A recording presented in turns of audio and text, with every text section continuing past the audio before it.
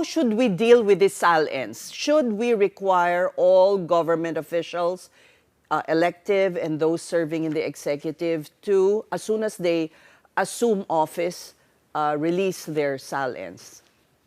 Well, there's no problem with that. Para sa akin po, ay pwede naman pong gawin yan. Although we should remember, na sa SALN, meron na dyan may waiver na dyan na pwede talaga natitingnan ng ombudsman ang bank accounts at pwede talagang tingnan yan ng ombudsman yung mga assets at yung ng public officials concerned.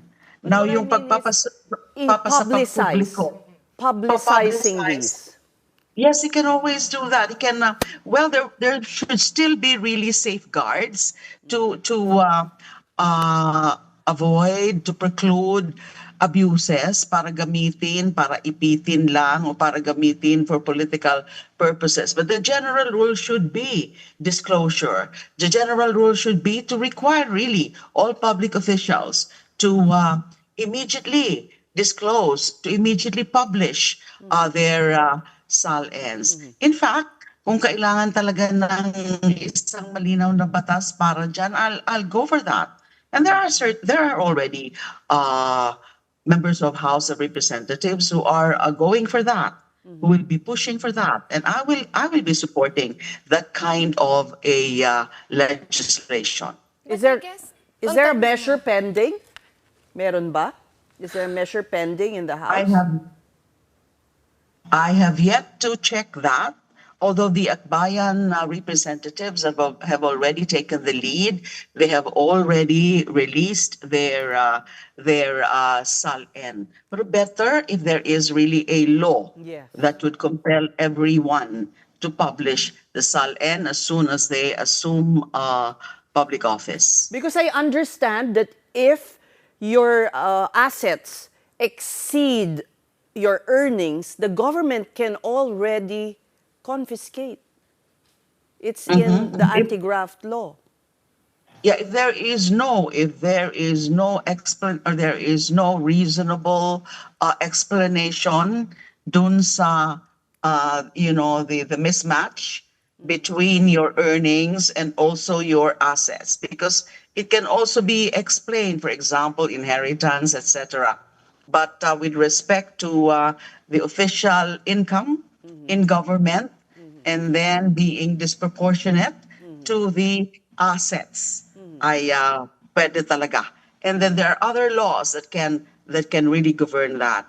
And there's a need to revisit all these laws para mas maging deterrent to mga acts of corruption of public officials. Yes. Congresswoman, won't we revert to that argument, no, parang sa political dynasty law na medyo, but why would they want to pass it? Kasi they're protecting themselves. That argument. So you might have an uphill battle even if you have a really good bill to lobby for it in both houses for it to become a law, right? Yes, it is. It is always an uphill battle, but with the kind of environment now that the people really are asking for blood, that the people really are very angry, that the people really demand for accountability, demand for transparency.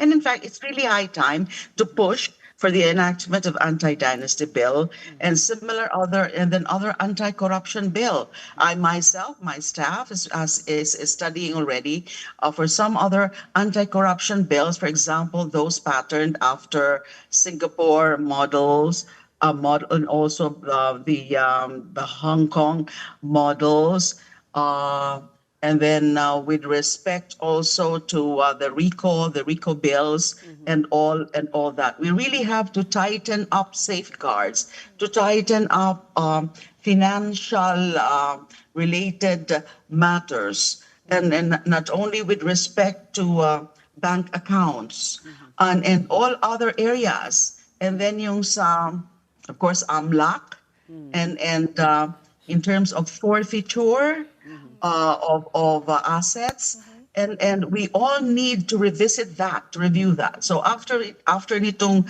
budget cycle, na malapit na namang matapos kasi nga tomorrow would be the period of amendments and then on Monday would be the third reading sa House of Representatives. We need to focus on all such kinds of bills. Kasama na rin yung anti-political dynasty bill. Siguro naman, if there would be higher chances or better chances for such kinds of bill to be duly considered at the House of Representatives, even if marami-rami pa rin ang mga dynasts na members of Congress. But we have to do it. The progressive forces in the House of Representatives have to really be determined to push for all these kinds of bills.